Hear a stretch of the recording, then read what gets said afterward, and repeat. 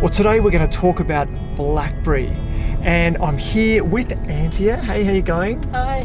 How bad is it for land managers and landowners? It's a bad problem, Richard. Blackberry is very invasive and persistent, and if it's left, it can seriously degrade the health of our riparian corridors. Riparian corridors is that ecosystem between the waterway and the rest of the landscape.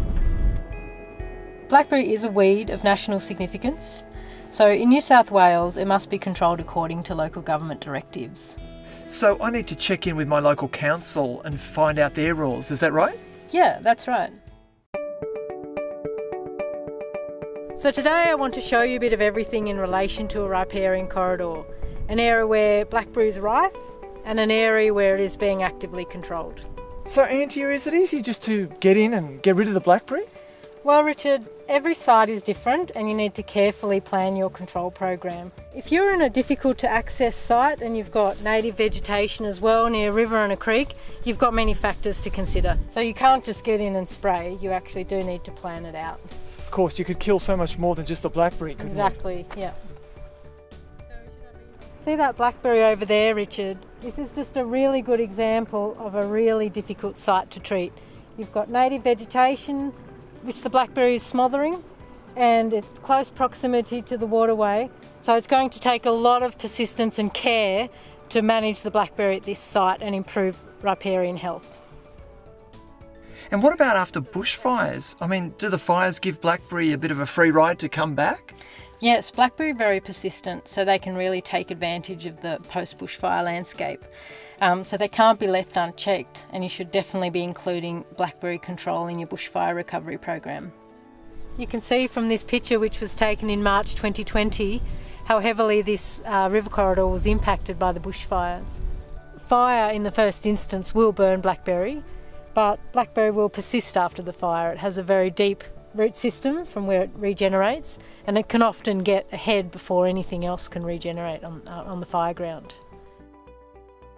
So Antia, where are we heading off to now? We're off to meet Leon from Local Land Services, and we're heading to a site where there's some active blackberry control underway.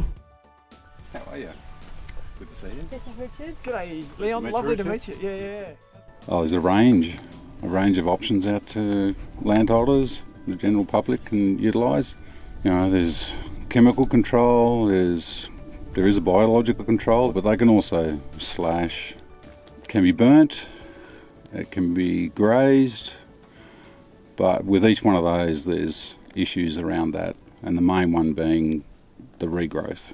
There's a couple of things we just want to touch on today about if you're doing, say, chemical control, what you can expect to see. To understand it, you need to understand about the blackberry itself. It elongates itself up gully lines or on terrestrial land and riparian areas along creek banks and that sort of thing by using runners, touching down and then continuing on, so you end up with a big massive plant. So we've got a good example here of a runner coming out from the parent plant.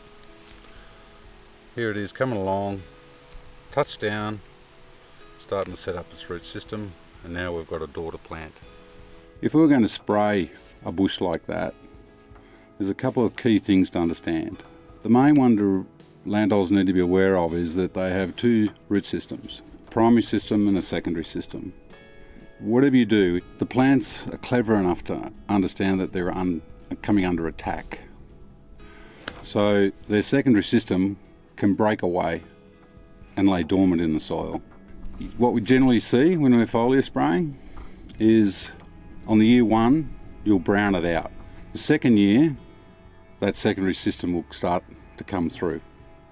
And then it's the third year, it'll start to get bigger and have more mature leaf in it.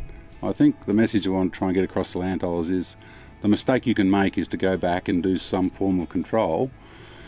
Let's say it is foliar spraying in that second year. The issue with that is you're only really seeing a juvenile leaf on that plant. That's not mature leaf yet. It takes another year, particularly on the Monero, for it to get mature leaf. The mature leaf's important because that's what we're after to get chemical into the plant. When you're foliar spraying, you're after that mature leaf, so in year 3, then hopefully it's lights out. If you've got all the daughter plants and all the runners that are all combined into that one big root system that's under the ground, that could be the end of the story. But inevitably, maybe not. You might have to come back again, but you won't come back again for another 3 years. The other key thing, a message I think, is to understand is around the timing.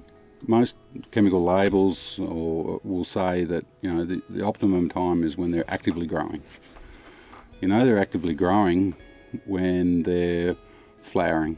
So when they flower, you know that they're transpiring and everything's good, they're happy.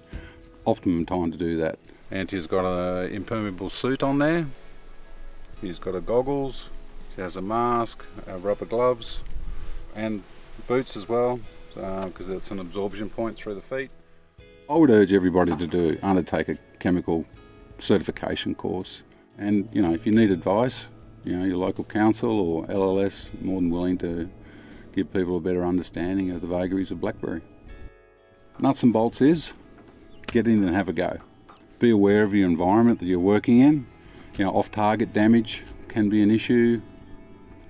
But the most important thing I think to take home is that it's a sustained, prolonged effort.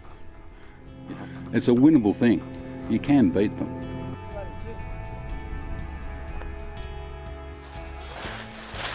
Well, thank you so much, Antia. That's been really interesting. You've given me an amazing insight into how to deal with blackberry.